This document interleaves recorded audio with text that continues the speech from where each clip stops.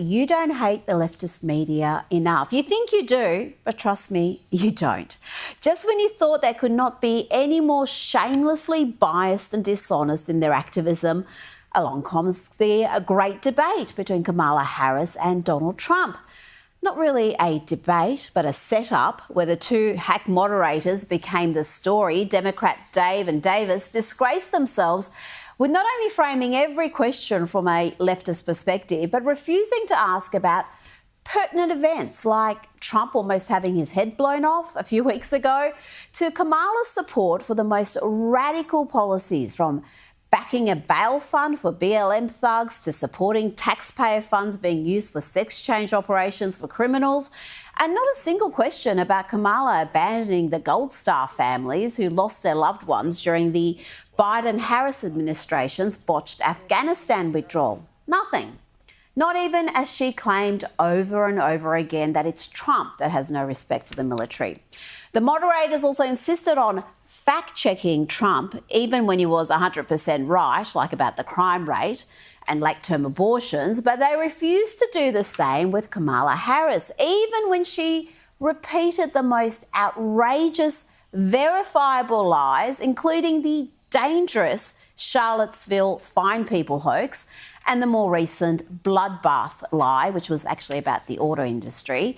And it didn't end with the debate. Much of the media went into a full-blown meltdown trying to debunk Trump's claims about Harris's policy positions, even when they happen to be true.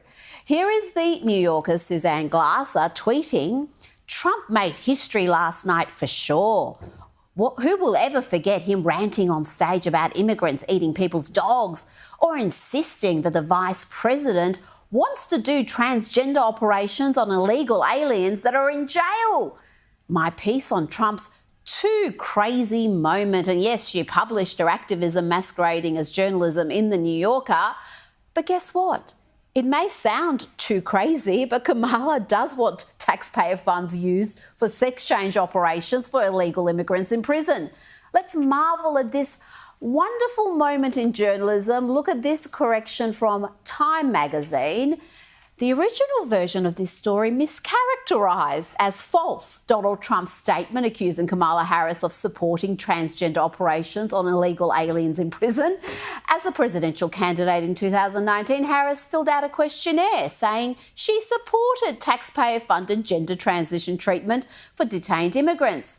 Oh, she didn't just mention it in a questionnaire. She has proudly boasted about her far-left, radical, lunatic views and putting them into action.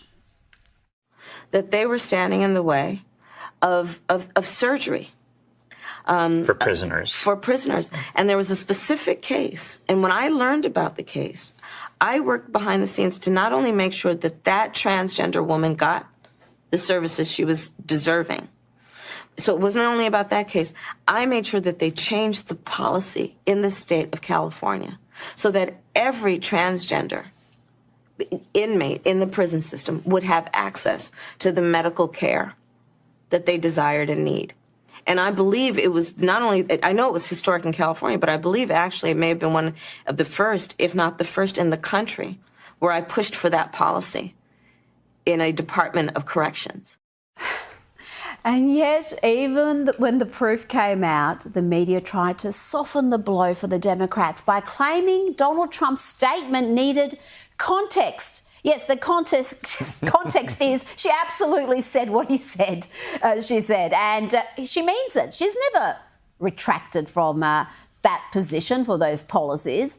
But perhaps the most devastating lie that Kamala was allowed to utter without correction from the moderators was the fine people hoax, which they knew to be a lie, a dangerous lie. This is what Trump actually said. And yes, he did condemn the white supremacists completely. His fine people comment was about folks who were protesting the removal of historic statues. And guess what? Those folks were 100% right. But for the record, let's go to the tape. And you had people, and I'm not talking about the neo-Nazis and the white nationalists, because they should be condemned totally. But you had many people in that group other than neo-Nazis and white nationalists, okay?